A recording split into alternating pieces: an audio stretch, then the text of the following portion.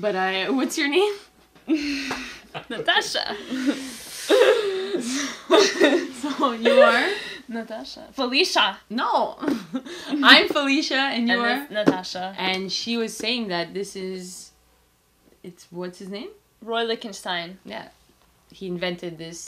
He did not invent the game, but I mean he invented the style. Maybe he did invent the game, but I don't know. The style of drawing. Yeah. So I'm sure it has something to do with something. Yeah. And the game's called? Got him. Because you got him? I guess I got him in my pocket.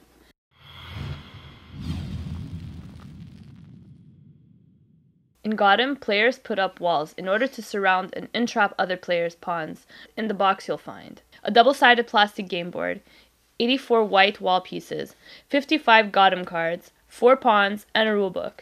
Here's how to set up. For this review, we'll use the bright Gotham rules. Place the board with the colored squares face up.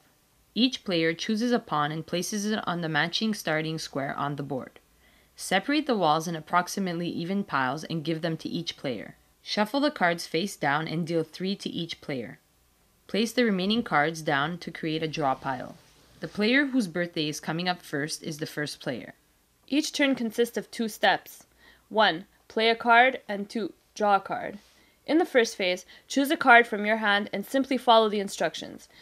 It starts off by stating that you place a wall on the edge of any square color specified. If the wall is flat, you just put encloses another player's pawn.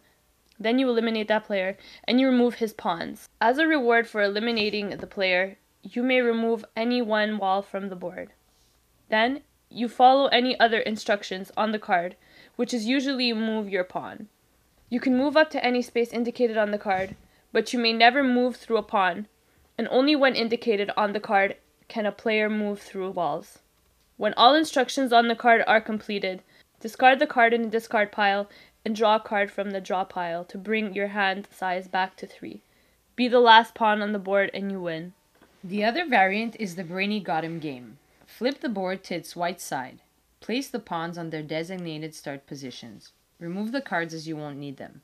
Game objective is the same, except that here, players place a wall and may move up to 1 square plus 1 for each wall adjacent to him. It's a more strategic variant where sometimes you might want to put a wall next to your pawn so you can get that extra square movement. We're glad Calliope Games sent us their games to review, and this one was no exception. The game is easy enough to explain, easy enough to execute, playable for any age range, and quite addictive. You don't need to be a hardcore gamer to enjoy this, and when you get the mechanisms down, probably after a game, switch it up to the brainy side and give it a go. And the people who don't like too much randomness would be glad to have this variant of gameplay where you are not at the mercy of cards drawn. The game is crossed between chess and motorcycle battles in Tron, and both of those are awesome. And this game deserves no less. We give Gotham an 8 on 10.